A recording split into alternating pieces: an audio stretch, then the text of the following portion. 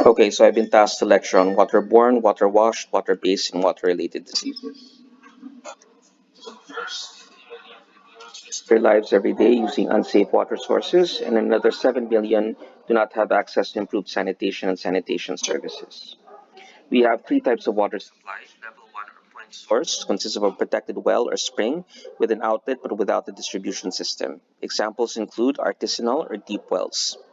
Level 2 are communal faucet systems or stand posts, a system composed of a source, a reservoir, a pipe distribution network, and communal faucets. So ito yung communal na faucets in communities. And level 3 is the waterworks system or individual house connection. This is what we typically have in subdivisions or in some condominiums.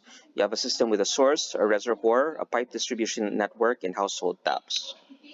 So this slide simply shows that 20% of Metro Manila households have only level 1 access to water or through artisanal or deep wells. So water pollution is the presence of contamination in a source of water that may result in illness. And water pollutants which may cause toxic effects in man include organic chemicals, heavy metals, nitrates, and pathogens. So nitrates can cause methemoglobinemia or blue baby syndrome. It causes cyanosis, thyroid disease, colon cancer, and infection risk. And the maximum contaminant level is 10 milligrams per liter or 10 parts per million. Organic compounds, you should know this from your chemistry. They include petrochemicals, plastics, detergents, pesticides, solvents, etc. And in toxic quantities, they can lead to dermatitis, malignancies, congenital and birth defects, CNS disorders, and anticholinergic effects. Heavy metals, which are often the byproducts of mining, motor vehicle, battery, and electronics manufacture or recycling, and the tailings end up dumped in rivers. Examples of heavy metal toxicity includes methyl mercury poisoning, which leads to Minamata disease. Waterborne illnesses are infections spread by ingestion of contaminated water and include dysentery, cholera, typhoid, and most are diarrheal diseases. So amoebiasis is caused by your amoeba, and it enters the host through ingestion of contaminated water, which contains your amoeba.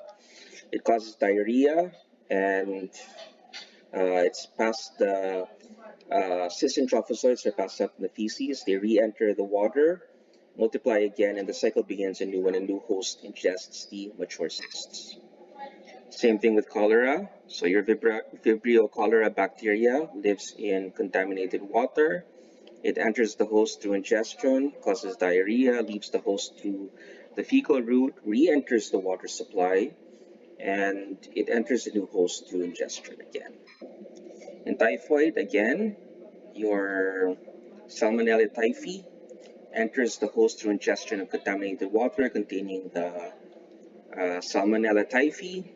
It enters the body, causes diarrhea, leaves the body through the fecal route, re-enters the reservoir. It multiplies and again re-enters a new host through ingestion of contaminated water.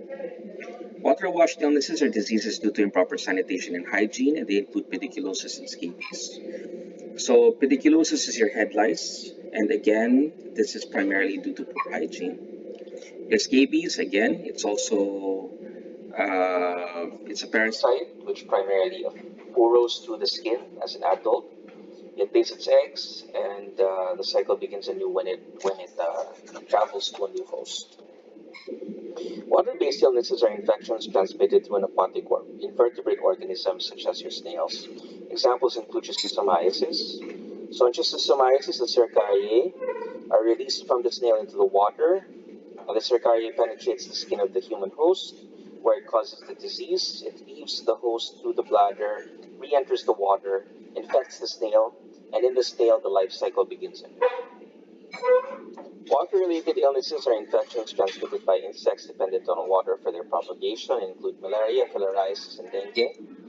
For malaria, this is caused by your when a mosquito bites the host and injects the uh, the plasmodium parasite.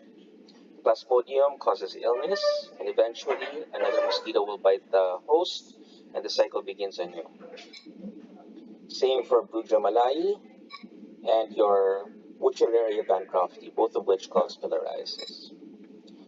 Water sanitation and hygiene are your wash. Water may carry causative agents of communicable disease of man or provide the right environment for the breeding and propagation of their vectors. Irrigation and drainage projects create great expanses of water and provide a number of ecological conditions are met, may lead to the introduction of disease vectors in areas where they have not occurred before or to a rapid increase of their original densities. Wherever a parasite or another disease causing organism is present and a susceptible human population exists, environmental changes resulting from such projects may have a profound impact on the epidemiology of disease through their effect on vector bionomics.